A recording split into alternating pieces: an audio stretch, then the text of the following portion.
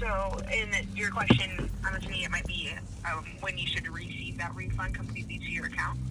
Yeah, like when should I receive the refund, and is there anything that I have to do in order to get the Yeah. financial aid refund? Okay.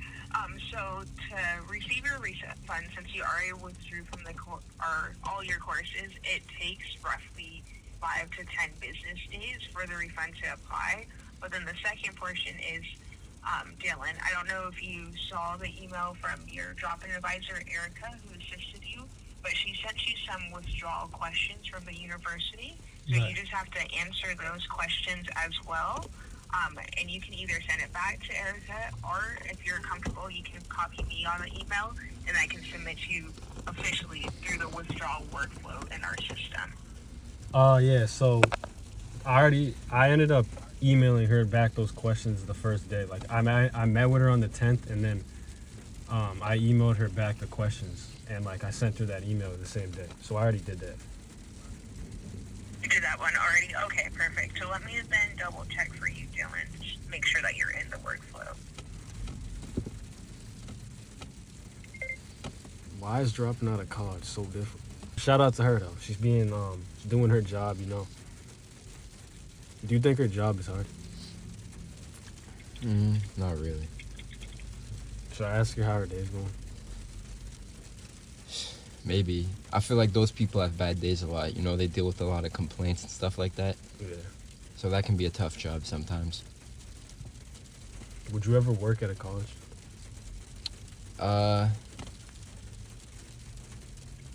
If I had debt, but I would never have One debt moment. like that. Dylan, is it okay if I put you on a brief hold? I'm going to inquire with Erica as well to make sure she did receive everything, because I don't see any notes on it in our system.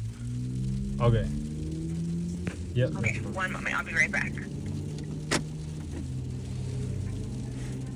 But if she tries anything, I literally have the email, which is pretty big.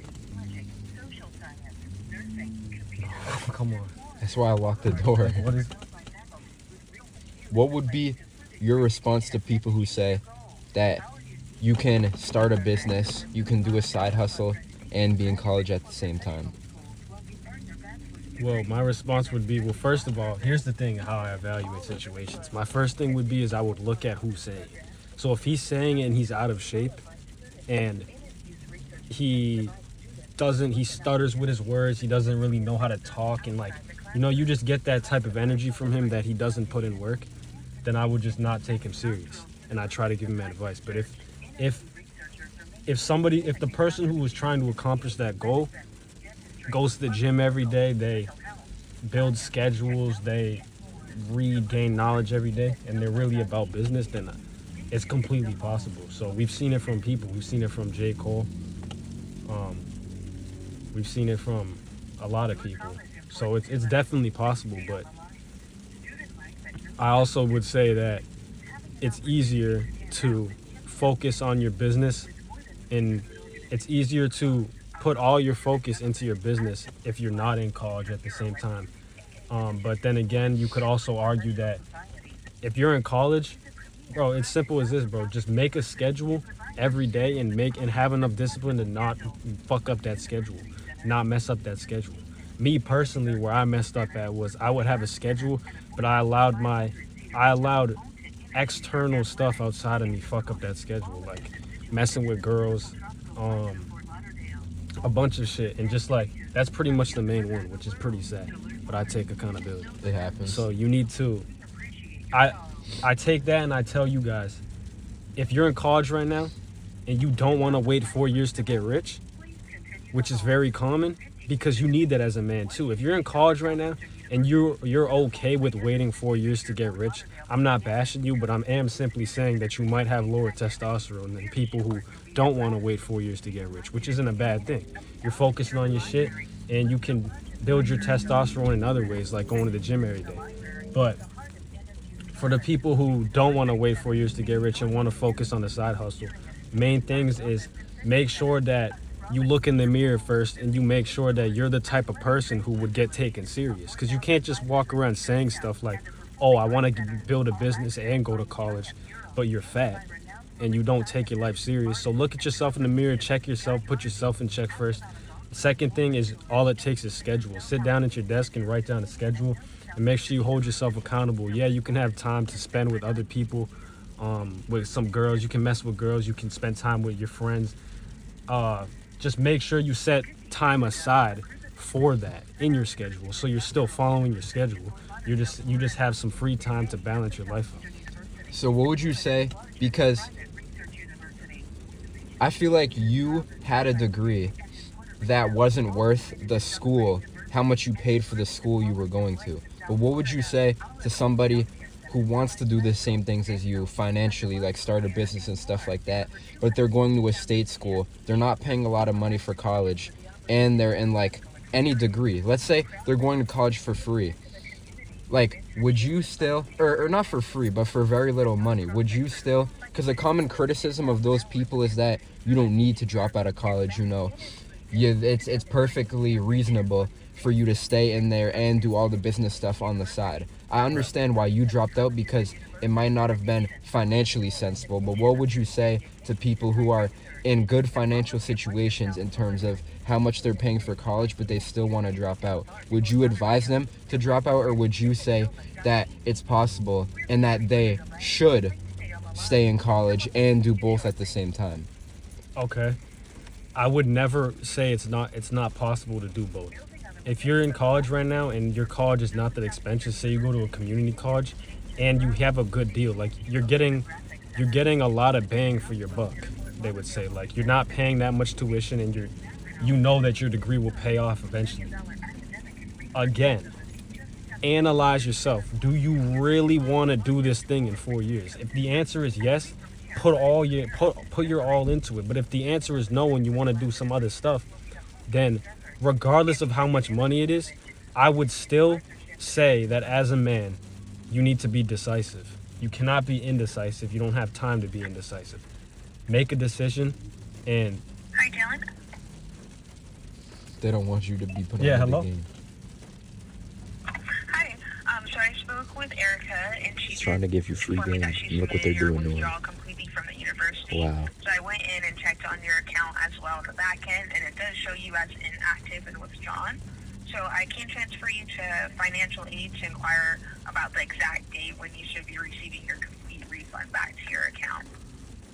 okay, but so just one last question. So, will I get my refund? Will I get my financial aid refund, like, guaranteed? Like, I'll get it? So you're supposed to be guaranteed getting that money back, especially as long as it was like a formal payment that you made on your account. When it comes to scholarships and grants, though, that's where you'll want to inquire with financial aid to determine if that money gets sent back to you or if it gets sent to the organization itself. Okay. All right. Thank you. Do you have a pen and paper? I can provide you the contact number in case you get disconnected when I transfer you. Yeah. I'm ready right now. Okay, phone number for financial aid is 954 Yep. 262 Yep. 3380. All right. Thank you very much. Okay, Have a good one. you're very welcome. Have a great day. And one moment, I'm going to transfer you now. All right.